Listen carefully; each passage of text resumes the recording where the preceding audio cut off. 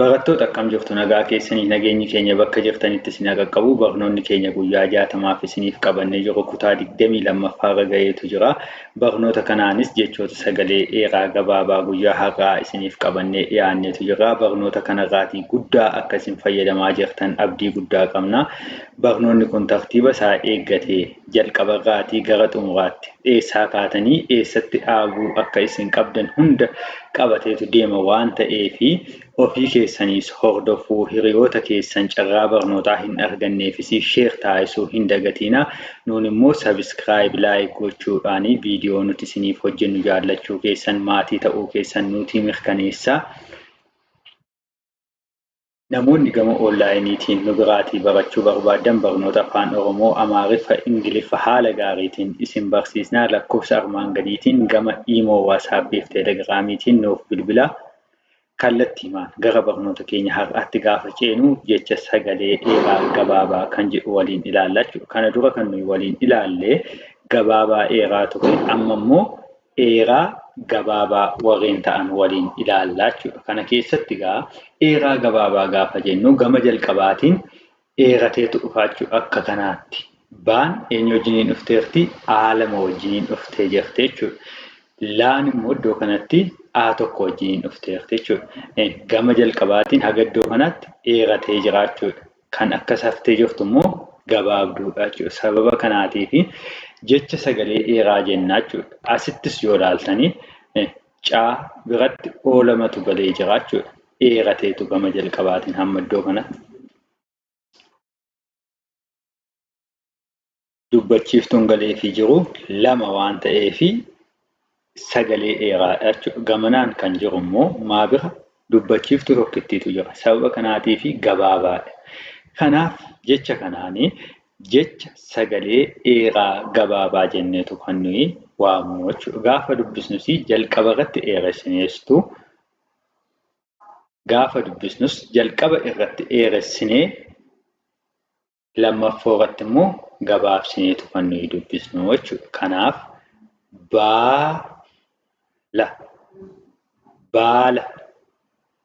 baala jennee dubbisna jechuudha. Ishee kana itti aansuun eelaa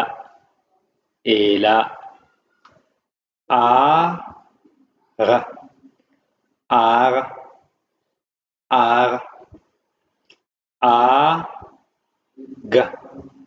aaga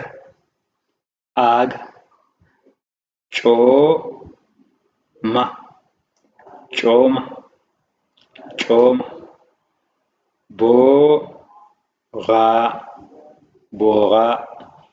booraa akka kanatti waliin itti fufnee dubbisna. Teepha nyaara shoora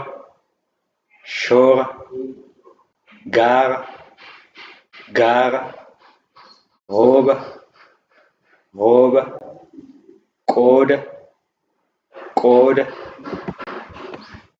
jiila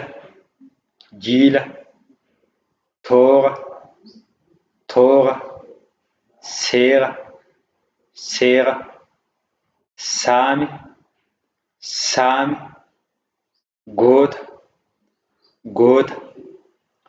fuula tuuta faara qaama gaafa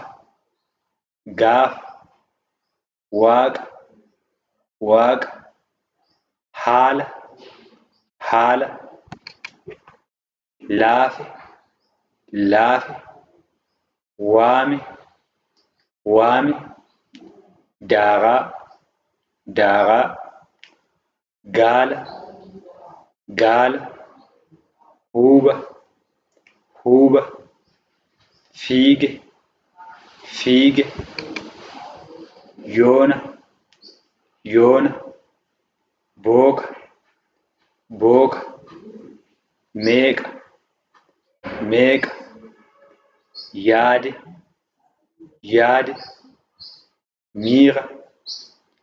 miira baate, baate,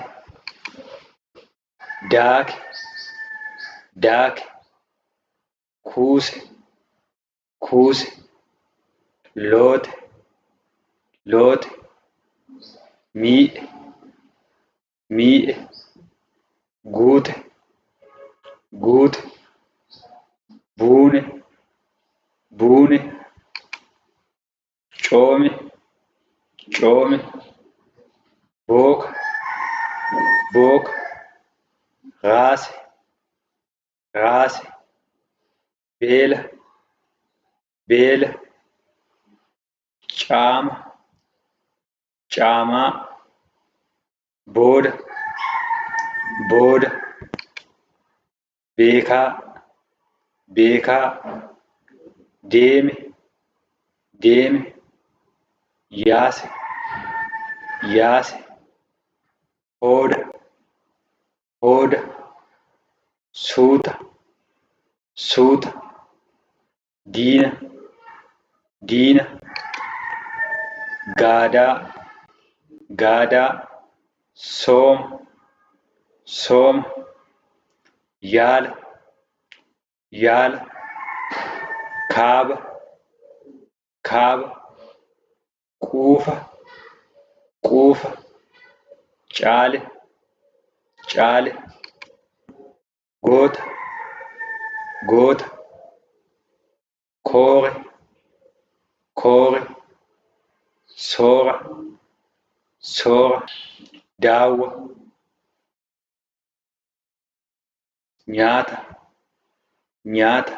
Jechoonni sagalee dheeraa gabaabaa nuti isiniif qabannee warreen armaan olii turanii jechoonni sagalee dheeraa gabaabaas afaan Oromoo keessatti yeroo baay'ee irra deddeebiin kan fayyadamnu warreen kun muraasaa baay'een isaanii ni jiru jechuudha. Isin yogguu barreessitan gama jalqabaatiin dheeratee gama duubaatiin kan gabaabbatu ta'uusaa afaan keessan irratti gaafa dubbattan sirriitti itti yaadaa deemuu isin gaafata jechuudha. Fakkeenyaaf asitti goota gaafa namni jedhu goota akka kanatti yaaduu danda'uu qabdu jechuudha. Utuu amma garuu oon tokkitti ta'e gota, gota jettee jechuudha. Sababa kanaatii fi sirriitti itti yaaduu gama kamiin dheerate gama kamiin gabaabbate kan jettu kana sirriitti itti yaaduu baruu qabdu jechuudha. Kan ammoo kan isin baruu dandeessanii irra deddeebitanii shaakaluudha. Warreen kanarraas xiinxaluudha. Xiinxaluu isin gaafata waan ta'eef sirriitti itti yaadaa isiniin jenna.